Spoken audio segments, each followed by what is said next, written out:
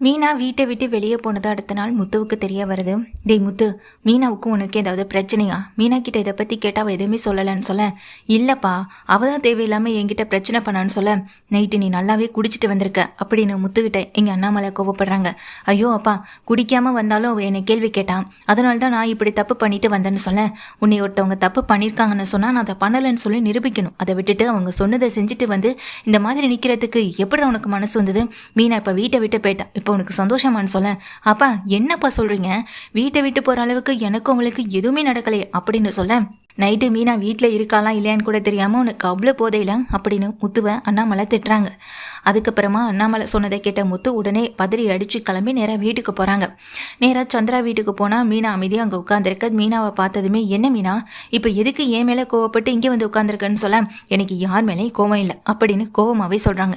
என்ன ஆச்சுனே தெரியலத்த, இப்போல்லாம் என்கிட்ட அதிகமாக கோவத்தை காட்டுறான், ஊருக்கு போயிட்டு வந்ததுலேருந்தே இவ சரியில்லை அப்படின்னு சொல்ல. சந்திரா இதை கேட்டு மாப்பிள்ளை கொஞ்சம் அமைதியாக இருங்க அப்படின்னு சமாதானப்படுத்துகிறாங்க. மாமா கொஞ்சம் அமைதியாக இருங்கன்னு அங்கே சத்யாவும் சொல்ல. என்ன சத்யா இதுன்னு ரொம்ப கோவத்தோட அங்கே மீனாவை பார்த்து சொல்ல. இனிமே இவளா அந்த வீட்டுக்கு வர வரைக்கும் நான் இங்கே இவளை கூப்பிடுறதுக்கே வரமாட்டேன்னு கோவத்தோட சொல்லிட்டு கிளம்பிடுறாங்க முத்து. எதுக்குடி, நாங்களும் வந்ததுலேருந்தே கேட்டுகிட்டே இருக்கோம், ஆனால் நீ என்ன காரணம் என்ன ஏதுன்னு எங்ககிட்ட ஒரு வார்த்தை சொல்ல மாட்டேன் அப்படின்னு சந்திரா சொல்ல. அக்கா, மாமாவை பார்த்தா உங்ககிட்ட பிரச்சனை பண்ண மாதிரியே தெரியல, நீ தான் மாமா சொல்கிற மாதிரி ஏதோ மாமா கிட்ட பிரச்சனை பண்ணிட்டு வந்திருக்க போல தோணுது அப்படின்னு சொல்ல. ஆமாம், எல்லாத்துக்கும் நான் தான் காரணம் அப்படின்னு இவங்க கிட்டையும் கோவப்பட்டு பேசிட்டு போக சந்திராவுக்கு மனசே சரியில்லை. நேராக கோவிலுக்கு போகிறாங்க. அங்கே தான் வந்துட்டு இங்கே மாப்பிள்ளையும் வந்திருக்காங்களா, அவங்க கிட்ட பேசணும் அப்படின்றதுக்காக வெயிட் பண்ணிட்டு இருக்காங்க. என்ன ஆச்சு அத்தை, ஏதாச்சும் மீனா அவங்க கிட்ட சொன்னாலா அப்படின்னு சொல்ல. என்னன்னே தெரியல மாப்பிள்ளை, நேற்று ஏன் வந்த எதுக்கு வந்தேன்னு கேட்டதுக்கு ஏன் இந்த வீட்டுக்கு நான் வரக்கூடாதான்னு எங்ககிட்டே ரொம்ப கோவப்பட்டா, இப்போ வரைக்கும் கோவமாக தான் இருக்கா அப்படின்னு சொல்ல. அவளுடைய கோவத்துக்கு என்ன காரணம்னு இப்போ வரைக்குமே இங்கே யாருக்குமே தெரியலை. அதை பற்றி கேட்டால் கூட அவள் சொல்லவும் மாட்டா. ஊருக்கு போயிட்டு வந்ததுலேருந்து இப்போ வரைக்கும் அவள் முகமும் சரியில்லை, எதை பற்றி கேட்டாலும் அவள் அமைதியாகவே தான் இருக்கா அப்படின்னு சொல்லி தான் நானும் அவளை ஒரு அம்மா கிட்ட கூட்டிகிட்டு போனேன். அவங்க பயந்துருக்கன்னு சொல்லி கயிறு கொடுத்து கட்ட சொல்லினாங்க. அது கட்டினத்துக்கு பிறகாவது சரியாகும்னு பார்த்தா அதுவும் இல்லை.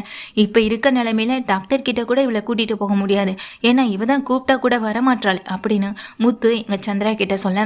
சந்திராவும் முத்துக்கிட்ட, நானும் அதே தான் மாப்பிள்ளை யோசித்தேன், இப்போ என்ன பண்ணுறதுன்னு கூட எனக்கு சரியாக யோசிக்க முடியல, இவ வாழ்க்கையை நினச்சி இப்போ எனக்கு அதிக கவலை வந்துட்டுன்னு சொல்ல. அத்தை, இதுக்கெல்லாம் ஒரே ஐடியா தான் இருக்கு அப்படின்னு முத்து தன்னுடைய விருப்பத்தை தன் மனசுல இருக்கத்தை சந்திரா கிட்ட சொல்ல. சரின்னு சந்திராவும் அதுக்கு ஒத்துக்கிறாங்க. சந்திரா வீட்டுக்கு போறாங்க. மீனா, நீ என் கூட கோவிலுக்கு வா அப்படின்னு சொல்ல. எங்கம்மா, எதுக்குமா அப்படின்னு கேள்வி கேட்க. நீ வாமா, நீ வந்ததுலேருந்து உனக்கு இப்படி இருக்கிறத பார்க்குறப்போ எனக்கு சங்கட்டமா இருக்கு, கோவிலுக்கு போய் அங்கே அர்ச்சனை பண்ணிட்டு வந்தோன்னா எல்லாமே சரியாயிடும், நீ வான்னு சொல்லி இங்கே மீனாவை கட்டாயப்படுத்தி இங்கே சந்திரா வந்து கோவிலுக்கு கூட்டிட்டு போறாங்க. அங்கே கோவிலுக்கு போனதுக்கு பிறகு அங்கே சாமி கிட்டலாம் வேண்டிக்கிட்டு அங்கே வரும்போது அங்கே ஒரு அம்மா உட்காந்துருக்கதை பார்த்தா, மீனா நம்ம போய் குறி கேட்டுட்டு வருவோம்னு சொல்லி அந்த அம்மா பக்கத்தில் போகிறாங்க. அவங்களும் மீனாவை பார்த்ததும் குறி சொல்ல ஆரம்பிக்கிறாங்க. உன் மனசுக்குள்ளே தீராத ஒரு கஷ்டம் இருந்துக்கிட்டே இருக்கு இல்லையா, அது கடவுள்கிட்ட கொட்டி தீக்கிறதா உனக்கு இருக்க ஒரே வழி, இல்லைனா உன்னுடைய கோவம் உன்னுடைய குடும்பத்தை ரெண்டா மாற்றும், உன் புருஷனை உன்கிட்ட பிரிக்கும், இது எல்லாமே நடக்கும் அப்படின்னு அந்த சாமி சொல்கிறாங்க. என்ன சாமி சொல்கிறீங்கன்னு பதறி போன மீனா அந்த சாமி கிட்ட கேட்க, நான் சொல்கிறத மட்டும் செய்யுமா அப்படின்னு சொல்லி, நீ நினைக்கிறத, அதுவும் அந்த சாமி கிட்ட எத்தனை கஷ்டங்கள் இருந்தாலும் அதை ஒரு பேப்பர்ல எழுதி மாலையா கோத்து எத்தனை பேர் கட்டியிருக்காங்க, அங்க இருக்க அந்த மரத்துலையும் கட்டி தொங்க விட்டுருக்காங்க பாருமான்னு சொல்ல. அதை பார்த்த மீனா, ஆமா சாமின்னு சொல்றாங்க. நீயும் உன்னுடைய மனசுல இருக்க எதுவாக இருந்தாலும் அதை அந்த பேப்பர்ல எழுதி அந்த சாமி முன்னாடி கட்டி தொங்க விட்டுரு, அதுக்கப்புறமா அது தானாவே நல்லபடியாகவும் நடக்கும், உன் குடும்பத்துக்கு உனக்கும் எந்த பிரச்சனையும் வராது, இந்த விஷயம் உனக்கு ஒரு வாழ்க்கையில் நல்ல தீர்வை கொடுக்குன்னு சொல்கிறாங்க. அம்மா, என்னம்மா இவங்க சொல்கிற மாதிரி செய்யலாமா அப்படின்னு மீனா கேட்க. இவங்க சக்தி வாய்ந்த சாமிடி, எத்தனை பேர் இந்த கோவிலில் தன்னுடைய குறைகள் தன்னுடைய கஷ்டங்கள் தன் மனசில் தீர்க்க முடியாத ஒவ்வொரு சங்கடங்களுக்கும் இங்கே நிறைய பதிலை இந்த சாமி கொடுத்துருக்கு, நீ அதே போல் செய். ஏன் இங்கே சீதாவுடைய பிரச்சனைக்கு கூட நான் இதே கோவிலுக்கு வந்து தான் இங்கே எழுதி இதில் தொங்கவும் விட்டேன், அதுக்கப்புறமா பிரச்சனைகள் எல்லாமே சரியாகத்தான் போய் முடிஞ்சது, உன்னோட வாழ்க்கைக்கும் ஒரு நல்ல தீர்வு கிடைக்கும் மீனா, உன் மனசில் இருக்க பிரச்சனையும் சரியாகிடும் அப்படின்னு சொல்கிறாங்க. சரிம்மான்னு சொல்லிட்டு மீனா என்ன பண்ணுறாங்க, ஒரு பேப்பர் பென் எடுத்து நான் மனசில் இருக்க எல்லாத்தையும் ஒன்று விடாமல் எழுதி அந்த சாமி முன்னாடி போய் கட்டவும் செய்கிறாங்க. அதை பார்த்த சந்திராவும் அங்கே தூரமாக நின்றுக்கிட்டு இருக்க அந்த முத்துக்கிட்ட கண்ணை காட்ட எங்க மீனாவை கூட்டிகிட்டு சந்திரா கிளம்பி போனதுக்கு பிறகு முத்து போய் நேராக அந்த பேப்பரை எடுக்கிறாங்க. இதானே இந்த மீனா எழுதி கட்டின பேப்பரு, கண்டிப்பாக இவ அதெல்லாம் தன் மனசில் இருக்க ரகசியத்தை எழுதியிருப்பான். என்கிட்ட கூட சொல்ல முடியாத சில விஷயங்களை இந்த கடவுள்கிட்ட தானே அவள் அதிகமாக தேர்த்துட்டு இருப்பான். இங்கே டாக்டர் கிட்ட கூட்டிகிட்டு போகிறது எல்லாமே வேஸ்ட். முதல்ல இவன் மனசில் என்ன இருக்குன்னு நாம தெரிஞ்சுக்கணும் அப்படின்னு நினச்சிட்டு முத்து அந்த பேப்பரை எடுத்துக்கிட்டு தனியாகவே போகிறாங்க. கோவிலுக்கு பின்புற வாசல்ல நின்று அந்த பேப்பரை பிரித்து ஓப்பன் பண்ணுறாங்க. அப்போது அதில் மீனா எழுதியிருக்க ஒவ்வொரு வரியுமே எங்கள் முத்துவன் நொறுக்க தான் செய்து. மீனா அதெல்லாம் ஆரம்பத்துலேருந்தே கடவுள்கிட்ட நான் வேண்டி கேட்டுக்கிறது என் குடும்பத்தை காப்பாற்றணுன்ற ஒரே ஒரு எண்ணத்தை மட்டும்தான். என் புருஷனுடைய குடும்பம்னு எல்லாரும் நல்லா இருக்கணும். அந்த குடும்பத்தில் இருக்க யாருக்கும் நான் சொல்ல போகிற இந்த விஷயத்தால் எந்த பாதிப்பும் வந்துடக்கூடாதுன்னு நினைக்கிறேன். அதனால் மட்டும்தான் நான் வீட்டை விட்டு நான் சண்டை போட்டு வெளியே வரவும் செஞ்சேன். ஆனால் நிரந்தர பிரிவு எனக்கும் என் புருஷனுக்கும் வந்துடக்கூடாது கடவுளே அப்படின்னு சொல்லி எழுத ஆரம்பிச்சிருக்காங்க. அதை படித்த எங்கள் முத்து, மீனா அப்போ வேணும்னே சண்டை போட்டுட்டு தான் வந்திருக்கான் நம்ம நினச்ச மாதிரி அப்படின்னு மனசுக்குள்ளேயே பேசிக்கிட்டு திரும்ப அந்த பேப்பரை படிக்க ஆரம்பிக்கிறாங்க. அந்த வீட்டை வந்தது எல்லாமே தட்டு தவறி இத்தனை நாள் அந்த உண்மையை மறைச்சிட்டு இருக்கேன்ல, இந்த உண்மையை நான் என் வாயாலேருந்து நான் அவங்க கிட்ட சொல்லிட்டேன் என்ன பிரச்சனையாகுமோன்ற ஒரு பயம்தான். மாமாவுடைய வாழ்நாள் முழுக்க அவங்க சந்தோஷமாக இருக்கணும், இந்த ஒரு எண்ணம் தான் எனக்குள்ளே போயிட்டுருக்கு. அதுக்காக மட்டுமே தான் அந்த வீட்டை விட்டு வெளியே வந்தேன், மற்ற எந்த காரணத்துக்காகவுமே கிடையாதுன்னு சொல்லிட்டு திரும்பவும் மீனா எழுதினதை படிக்கிறாங்க. ரோஹிணி, என் வாழ்க்கையில் அந்த இடத்துக்கு அந்த நிலைக்கு அந்த போயிருக்கவே கூடாது. கோவிலில் நான் பார்க்கக்கூடாத சில விஷயங்களை பார்த்து இன்னைக்கு சங்கடப்பட்டு நின்றுட்டுருக்குன்னு சொல்ல, என்ன விஷயமா இருக்கும், எதை சொல்கிறான் மீனா அப்படின்னு நினைக்கிறாங்க. கோவிலுக்கு போயிட்டு வந்ததுலேருந்து அவன் சரியில்லை, அப்படி என்னவா இருக்கும்னு சொல்லி முழுசாக படிச்சிடறாங்க முத்து. இங்கே கோவிலுக்கு போனதுலேருந்து, அந்த ரோஹிணியுடைய ஃபேமிலியை பார்த்ததுலேருந்து, ரோஹிணி கல்யாணம் ஆகி ஒரு குழந்தை இருக்கிறதுலேருந்து, ரோஹிணியுடைய வாழ்க்கையில் நடந்த கதை வரைக்குமே எழுதியிருக்காங்க. இதையெல்லாம் படித்த முத்து அந்த பேப்பரை அங்கே கையில் வச்சுக்கிட்டு கண்ணை விரிச்சு பார்த்துக்கிட்டு ரொம்ப கோவமும், அதே நேரம் இங்கே மீனா இதுக்காக வீட்டை விட்டு போனதை நினச்சி கவலையோடையும் நின்றுட்டுருக்காங்க முத்து. அத்தனை விஷயமும் படித்த இங்கே முத்துவுக்கு மீனா வீட்டை விட்டு போயிருக்கானா அது நம்ம அப்பாவுக்கு எதுவுமே ஆயிடக்கூடாதுன்றதுக்காக தானே. நம்ம அவசரப்பட்டு கோவப்பட்டு நேராக வீட்டில் போய் பிரச்சனை பண்ணாலும் அது அப்பாவுக்கு தானே இங்கே ரொம்ப பெரிய பிரச்சனையாகவும் போய் முடியும். நிச்சயமாக அது நடந்துடக்கூடாது அப்படின்னு நினைக்கிறாங்க. நேராக முத்து நேராக இங்கே மீனா வீட்டுக்கே போகிறாங்க. மீனா சந்திரா இருக்கும்போது சந்திரா எங்கள் தலையை காட்ட, படிச்சிட்டிங்களா மாப்பிள்ள அப்படின்னு இங்கே கேட்க, அதுக்கு முத்துவும் தலையாடுறாங்க. மீனா, நீ இப்போ எதுக்காக இங்கே வந்து இருக்கன்னு எனக்கு நல்லாவே தெரியும் அப்படின்னு சொல்லி தன் கையில் இருக்க பேப்பரை எடுத்து இந்த மீனா முன்னாடி காட்ட, ஆமாண்டி இது நாங்கள் தான் பண்ணோம் அப்படின்னு சொல்கிறாங்க எங்கள் சந்திராவும். அம்மா அப்படின்னு இங்கே தகச்சு போய் நிற்கிறேன் மீனாவை பார்த்துட்டு, மீனா நீ எதுக்காக என்ன காரணத்துக்காக அந்த வீட்டை விட்டு வெளியே வந்திருக்கன்னு எனக்கு தெரிஞ்சிடுச்சு, நீ வா உங்ககிட்ட தனியாக பேசணும் அப்படின்னு மீனாவை கூட்டிகிட்டு நேராக வீட்டிலேருந்து கிளம்புறாங்க. வெளியே தனியாக கூட்டிகிட்டு போகிற முத்து மீனா கிட்டே கேட்குறாங்க, என்கிட்ட நீ ஒரு வார்த்தை சொல்லியிருக்கலாம்ல மீனான்னு சொல்ல, எப்படிங்க நீங்களே ஏற்கனவே கோவப்படுவீங்க, அதுலேயும் இந்த ரோஹிணி இவ்வளோ பெரிய உண்மையை மறைச்சு நம்ம வீட்டில் இந்த மாதிரி இருந்துகிட்ருக்காங்கன்னு தெரிஞ்சால் நீங்கள் இன்னும் கோவப்பட மாட்டீங்களான்னு சொல்லி கேட்குறாங்க. கோவம் வருதுதான் மீனா, இப்போ கூட நினச்சாலும் எனக்கு அந்த பார்லர் அம்மாவை ஏதாவது செய்யணும்னு ஒரு கோவம் மனசுக்குள்ளே இருக்குதான் மீனா. ஆனால் அதே நேரம் நீ எல்லாருக்காகவும் யோசிச்சு, முக்கியமாக எங்கள் அப்பாவுக்காக யோசிச்சு இந்த விஷயம் வீட்டில் தெரிஞ்சால் அவருடைய உடம்புக்கு ஏதாவது பிரச்சனை வந்துருமோன்னு பயந்து அந்த வீட்டை விட்டு வெளியே வந்திருக்கேன்.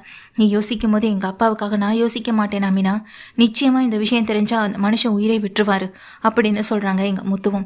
இப்போ என்னதாங்க பண்ணுறது, இதுக்கு என்னதாங்க வழி அப்படின்னு சொல்ல, வழி என்னன்னு தெரியலை, ஆனால் நம்ம குடும்பத்தை ஏமாத்திட்டு இருக்கதே நோக்கமாக வச்சுருக்க அந்த பார்லர் அம்மாவுக்கு நாம் 2 பேரும் சேர்ந்து சரியான பாடத்தை கற்றுக் கொடுத்து தான் ஆகணும் அப்படின்னு சொல்கிறாங்க.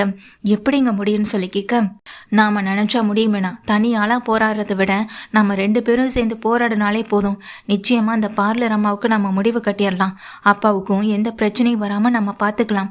முதல்ல முக்கியமான இந்த விஷயத்த அப்பா கிட்ட நம்ம வேறு மாதிரி எடுத்து பேசணும். அதுக்கப்புறமா அவரை அவருடைய மனநிலைமை எப்படி இருக்குன்றத புரிஞ்சுக்கணும். பிறகு அந்த வீட்டில் இருக்க அந்த பார்லர் அம்மாவுக்கு இனி நம்ம முடிவு கட்டுற விதத்தை பற்றியும் யோசிக்கணும் அப்படின்னு சொல்கிறாங்க. என்னதாங்க சொல்ல வரீங்க அப்படின்னு கேட்க, நீ வா வீட்டுக்கு போகலான்னு சொல்லிட்டு நேராக வீட்டுக்கு வராங்க. அண்ணாமலை மட்டும்தான் இருக்காங்க வீட்டில், மற்ற யாருமே இல்லை. நேராக வர முத்து மீனாவை கூட்டிகிட்டு வரேன். என்னப்பா மீனாவை கூட்டிகிட்டு வந்தது வரைக்கும் ரொம்ப சந்தோஷம். நீ வந்ததுதான் மீனா இந்த வீடே நல்லா பிரகாசமாக இருக்கு அப்படின்னு அண்ணாமலை சொல்கிறாங்க. அப்போ உங்ககிட்ட ஒரு முக்கியமான விஷயத்தை பற்றி கேட்கணும் அப்படின்னு சொல்ல, என்னடா என்ன விஷயம், வந்ததும் வராதுமா எதை பற்றி பேசுகிறேன் அப்படின்னு சொல்லி கேட்குறாங்க. அண்ணாமலை பக்கத்தில் வந்து முத்துவும் உட்காரேன். அப்போ முத்து வந்துட்டு கேட்குறாங்க, அப்பா எனக்கு தெரிஞ்ச ஃப்ரெண்டு ஒருத்தன், அவன் ஒரு பொண்ணை லவ் பண்ணி கல்யாணம் பண்ணான். ஆனால் அந்த பொண்ணுக்கு ஏற்கனவே கல்யாணம் ஆகி குழந்தை இருக்க விஷயம் அந்த கல்யாணம் பண்ணிக்கிட்டவனுக்கும் தெரியாது, அவங்க குடும்பத்துக்கும் தெரியாது. தன் வாழ்க்கையில் அந்த பொண்ணு நிறைய கஷ்டப்பட்டதுனால தான் அந்த பொண்ணு உண்மையை மறைச்சி அந்த குடும்பத்தில் இருக்கவங்களை ஏமாற்றிக்கிட்டு கட்டினவனே ஏமாற்றிக்கிட்டு வாழ்ந்துட்டுருக்கான். ஒருவேளை இந்த விஷயம் வீட்டில் இருக்கவங்களுக்கு தெரிய வந்தால் என்னப்பா ஆகும் அப்படின்னு சொல்லி கேட்க, என்னடா முத்து சொல்கிற, உன்னோட ஃப்ரெண்ட் அப்படின்னு கேட்குறாங்க. ஆமாப்பா, இப்போ இந்த விஷயம் அவனுக்கு தெரிஞ்சிடுச்சு. இந்த விஷயத்த வீட்டில் சொல்ல முடியாமல் தயங்கி நிற்கிறான் அப்படின்னு சொல்ல, இதில் என்னடா இருக்கு, அந்த பொண்ணு இவ்வளோ கஷ்டப்பட்டு கல்யாணத்தை பண்ணிட்டு வந்திருக்கான். ஆனால் அதே நேரத்தில் அந்த பொண்ணு தான் வாழ்க்கையை யோசிச்சிருந்தாலும் இன்னொருவோட குடும்பத்தோடைய நம்பிக்கையை வந்துட்டு சீர்குலைச்சிருக்கு. அப்போ அந்த தப்பு முழுக்க அந்த பொண்ணு மேலே இருக்கத்தானே செய்து. உண்மையை சொல்லி கல்யாணம் பண்ணிட்டு இருக்கலாம். உண்மையை சொல்லாமல் பொய்யான ஒரு கல்யாணத்தை பண்ணி வாழ்றது என்றைக்குமே நிரந்தரமான ஒரு வாழ்க்கையை கொடுக்க போகிறதில்ல முத்து. அந்த உண்மை என்றைக்கா இருந்தாலும் வெளியே வரத்தானே செய்யும். அதான் அந்த பையனுக்கு தெரிஞ்சிருக்கு. அந்த பையன் மூலமாக வீட்டில் மற்றவங்களுக்கு தெரியப்படுத்த வேண்டியதுன்னு சொல்ல, அவங்க அப்பாவுடைய ஹெல்த் கண்டிஷனை நினச்சி அவன் பயப்படுறான். இந்த உண்மையை சொன்னால் அவருக்கு ஏதாவது ஆயிடுமோன்னு நினச்சி அவன் ரொம்ப பயப்படுறான்ப்பா அப்படின்னு சொல்ல, இதில் என்ன முத்து இருக்கு, அவங்க அப்பாவுடைய உடல்நிலைக்காக அந்த பையன் உண்மையை மறைச்சிருந்தாலும் ஆனால் அந்த உண்மையை ரொம்ப நாளைக்கு மறைக்க முடியாது. என்னைக்காவது ஒரு நாள் வெளியில் வரத்தான் செய்யும் அப்படின்னு அண்ணாமலை சொல்லிட்டு கிளம்பி போக, இப்போ என்னங்க பண்ணுறதுன்னு மீனா முத்துவை பார்த்து கேட்க, அதான் மீனா எனக்கும் புரியல. அப்பாவுடைய மனசில் இருக்கிறத நம்ம வெளிப்படையாக கேட்டு தெரிஞ்சுக்கலான்னு பார்த்தா அப்பா இந்த விஷயத்தில் இப்படி பேசிட்டு போகிறாரே அப்படின்னு முத்து அமைதியாக உட்காந்துருக்காங்க. இப்போ என்னதாங்க பண்ண போகிறோன்னு மீனாவுக்கு ரொம்ப குழப்பமாக இருக்குது. உள்ளே போன உள்ளே போன அண்ணாமலை மீனா எழுதுகிற அந்த லெட்டர் எடுத்து படித்து கண்கலங்கி எப்படி நிற்கிறாங்க. அப்போ தான் யோசிக்கிறாங்க. ஏன்னா மீனாவை வந்து முத்து கூட்டிகிட்டு வெளியே போன அந்த நேரத்தில் அந்த லெட்டரை அந்த சந்திரா வீட்டிலே வச்சுட்டு போகிறாங்க. மீனாவை பார்த்து பேசிட்டு போகலான்னு அந்த நேரத்துக்கு அங்கே போன அண்ணாமலை சந்திரா கிட்ட பேசிகிட்டு இருக்கும் போது அந்த லெட்டர் அவங்க கைக்கு கிடைக்கவும் செய்தும். அப்போ தான் அதை எடுத்து பார்க்கவும் செய்கிறாங்க. அது வந்து சம்மந்தி அப்படின்னு நடந்த விஷயத்த சொல்கிறாங்க. இப்போ தான் மாப்பிள்ளை இங்கே மீனாவை கூட்டிகிட்டு வெளியே போனார் அப்படின்னு சொல்லும்போது, அப்படியான அதை படித்து பார்த்து எங்கள் அண்ணாமலை உடஞ்சி போய் அந்த இடத்த விட்டு வெளியே வரவும் செய்கிறாங்க. இது எல்லாமே அப்போதைக்கு நடந்த விஷயம். வீட்டுக்கு வந்து முத்து ஏன் இப்படி கேட்டான்னு புரிஞ்சுக்கவும் செய்கிறாங்க. தனக்கு இந்த விஷயம் தெரிஞ்சால் தனக்கு ஏதாவது ஆயிடுமோன்ற ஒரு பயத்தில் தன்னுடைய மருமக வீட்டை விட்டு தனக்காக போனதை நினச்சி அண்ணாமலை கண்கலங்க. அதே இந்த விஷயம் நான் ஏதாவது ஒன்று சொல்லிட்டேனா, எனக்கு இந்த விஷயம் தெரிஞ்சிடுச்சு, இதுக்கு ஏதாவது முடிவு கிடைக்கணும்னு நான் முத்துக்கிட்ட சொல்லிட்டேனா அவன் அந்த ரோஹிணியை கொலை பண்ணுறதுக்கு கூட அவன் தயங்க மாட்டான். அப்புறம் இந்த முத்து ஜெயிலுக்கு போவான். மீனா வாழ்க்கை என்ன ஆகுறது? அதனால் அதை யோசித்தபடி இங்கே அண்ணாமலை ரொம்ப கலங்கியபடி அந்த லெட்டரை படித்து பார்த்துட்டு இருக்காங்க. ஆனால் என் குடும்பத்தை ஏமாத்தின அந்த ரோஹிணியை சும்மா விடக்கூடாதுன்ற ஒரு முடிவையும் அண்ணாமலை எடுக்கிறாங்க. அதுக்கு முதல் கட்டமாக இப்போதைக்கு தனக்கு இந்த விஷயம் தெரிஞ்ச மாதிரி இந்த வீட்டில் காட்டக்கூடாது. அதே போல் முத்து மீனாவுக்கு நான் கொடுக்குற உரிமையை யாராலும் பறிக்க முடியாது. ரோஹிணிக்கு கிடைக்க வேண்டிய தண்டனை இதே வீட்டில் எல்லார் முன்னாடியும் கிடைக்கும் அப்படின்னு அண்ணாமலை முடிவெடுக்கிறாங்க. முத்துவும் மீனாவும் அதே யோசனையோடைய தான் வெளியவும் இருக்காங்க. இப்போ அண்ணாமலை அடுத்த நாள் காலையில் வீட்டில் எல்லாரும் இருக்கிற நேரம் எல்லாரையும் கூப்பிடுறாங்க. அப்போது அண்ணாமலை வந்துட்டு தன்னுடைய கையில் வந்து ஒரு 10 லட்சம் ரூபா பணம் அவங்க சேர்த்து வச்சிருந்த பணம் மொத்தத்தையும் முத்து மீனா கையில் கொடுக்க, முத்துவும் மீனாவும் என்னப்பா என்ன திடீர்னு பணம் எல்லாம் கொடுக்குறீங்கன்னு சொல்ல, டேய் இது நாள் வரைக்கும் நீ எனக்காக செஞ்சது எல்லாமே போதும், இது எல்லாமே உன்னுடைய பணம் தான், நீ எனக்காக கொடுக்குற ஒவ்வொரு பணத்தையுமே சேர்த்து வச்சது. உன் கல்யாணத்துக்கு முன்னாடியிலேருந்து இந்த வீட்டுக்காக நீ எவ்வளவோ செலவு பண்ணியிருக்க. அப்படி செலவு பண்ணுறதுக்காக நீ கார் ஓட்டிட்டு அதில் வர சம்பளத்தை என் கையில் கொடுப்பியே, உனக்கு ஞாபகம் இருக்கா? அந்த பணம் தாண்டா இது, கொஞ்சம் கொஞ்சமாக சேர்த்த பணம் இதுன்னு சொல்ல, என்னங்க என்கிட்டே என்னை நம்புற மாதிரி ஏமாத்தலான்னு நினைக்கிறீங்களா? ஒரு கார் ஓட்டி இந்த 10 லட்சம் பணத்தை நீங்கள் சேர்த்துன்னு சொல்கிறீங்களா அப்படின்னு சொல்ல, இல்லைதான் அதில் அவனுடைய பணம் கொஞ்சம் தான், மீதி பணத்தை நான் தான் போட்டேன் அப்படின்னு சொல்ல, இப்போ என்ன அவசியம் அவங்க 2 பேருக்கும் இந்த பணத்தை கொடுக்கணும்னு அப்படின்னு விஜயா கத்த, இந்த விஷயத்தில் நான் முடிவெடுத்துக்கிறேன். மனோஜுக்காக நீ ஒவ்வொரு விஷயத்தையும் முடிவெடுக்கும் போது என் பையன் முத்துவுக்காக நான் முடிவெடுக்க கூடாதா? முத்துவுக்கும் மீனாவுக்கும் இந்த பணத்தை கொடுக்க காரணம் என்னன்னு நான் அவங்க கிட்ட சொல்கிறேன். டேய் நீ உடனே ஆட்களை கூட்டிகிட்டு வந்து மேலே மாடியில் ரூம் கட்டுறதுக்கு ஏற்பாடு பண்ணு. தனியாக நீங்கள் ஒத்தையில் இங்கே தனியாக கிடக்க வேணாம். உங்களுக்குன்னு ஒரு ரூம் இருக்கணும். உங்கள் வாழ்க்கையிலையும் நீங்களும் சந்தோஷமாக வாழணும். அதுக்கு நாங்கள் என்றைக்குமே தடையாக இருக்கக்கூடாதுன்னு அண்ணாமலை சொல்ல, இதை கேட்ட மனோஜ் அப்படியே திகைச்சு போய் நிற்கிறாங்க. அப்பா அப்போது எங்களுக்கெல்லாம் அப்படின்ற மாதிரி சொல்லிட்டு பார்க்க, நீ தான் மொத்தமாக 30 லட்சத்தை எடுத்துகிட்டு ஓடிட்டியடா, அப்புறம் இன்னமும் அப்பாவுடைய பணம் உனக்கு கேட்குதான்னு சொல்லிட்டு முத்து திட்டுறாங்க. முத்து அப்படியெல்லாம் பேசாதீங்க அப்படின்னு சொல்லி இங்கே ரோஹிணி கோவப்பட, அவர் உண்மை தானே சொல்கிறாரு, பொய்யா எதுவும் சொல்லலையே, நடந்த விஷயத்த தானே பேசிக்கிட்டு இருக்காரு அப்படின்னு சொன்னதுமே ரோஹிணி வாய் அடக்கிட்டு நிற்கிறாங்க. அண்ணாமலை பணத்தை கொடுக்க வேண்டாம் வேண்டான்னு முத்துவும் மீனாவும் எவ்வளவோ சொல்கிறாங்க. இப்போ நீ இதை செய்யலைன்னா நான் செய்ய வேண்டியது வரும். நானே வெளியில் போய் ஆட்களை பிடிச்சு மேலே மாடியில் ரூம் கட்டுவேன் அப்படின்னு சொல்ல, என்னப்பா நான் சொல்கிறத கேட்கவே மாட்டேன்னு அங்கே முத்து சொல்ல, அதனால் வேறு வழி இல்லாத முத்து அந்த பணத்தை வாங்கிக்கவும் செய்கிறாங்க. விஜயா பைத்தை பற்றி நின்றுட்டு இருக்காங்க. முத்து மீனா அந்த இடத்த விட்டு எல்லாருமே நகண்டு போக, இப்போ எதுக்கு தான் இப்படியெல்லாம் பண்ணிட்டு இருக்கீங்கன்னு சொல்ல, முத்து மீனாவுக்கு இதை மட்டும் இல்லை, இந்த வீட்டில் நான் இனி என்னென்ன செய்ய போகிறேன்னு நீ பார்த்துக்கிட்டே தான் இருப்பேன்னு சொல்ல, என்ன இவர் வித்தியாசமால நடந்துக்கிறாருன்னு ஒரு சந்தேகத்தோட விஜயாவும் இருக்காங்க. அதே நேரத்தில் முத்துவும் வந்துட்டு இங்கே அடுத்த ஒரு பிளான் பண்ணுறாங்க. ஒரு பக்கம் இவங்க 2 பேருக்கும் தெரியாமல் அண்ணாமலை வேறு மாதிரி யோசிக்க, இன்னொரு பக்கம் முத்துவும் மீனாவும் இங்கே ரோஹிணிக்கு அடுத்த தண்டனை நம்ம என்ன கொடுக்கலான்ற மாதிரி யோசிச்சுட்டு இருக்காங்க. தண்டனைன்றது பெருசாக இருக்கணும் மீனா, அதனால உண்மையை நாம் சொல்கிறோமோ இல்லையோ அதுவே ஒத்துக்கிற நிலைமைக்கு நம்ம கொண்டு வரணும் அப்படின்னு சொல்ல, என்னங்க பண்ண போகிறோன்னு சொல்லி கேட்க, முதல்ல கிரிஷ் படிக்கிற ஸ்கூல்லேருந்து கிரிஷை அந்த ஸ்கூலில் நிறுத்தணும், அதை பண்ணினாலே போதும் அப்படின்னு சொல்ல, என்னங்க சொல்கிறீங்கன்னு கேட்க, அம்மா இது இருக்கும்போது யாருமே இல்லாத ஒரு பையனாட்டம் அந்த ஸ்கூலில் போய் படிக்கணும்னு அவசியம் இல்லையே. அவன் முதல்ல எந்த ஸ்கூலில் படித்தானோ இனி அந்த ஸ்கூல்லே தான் படிப்பான்.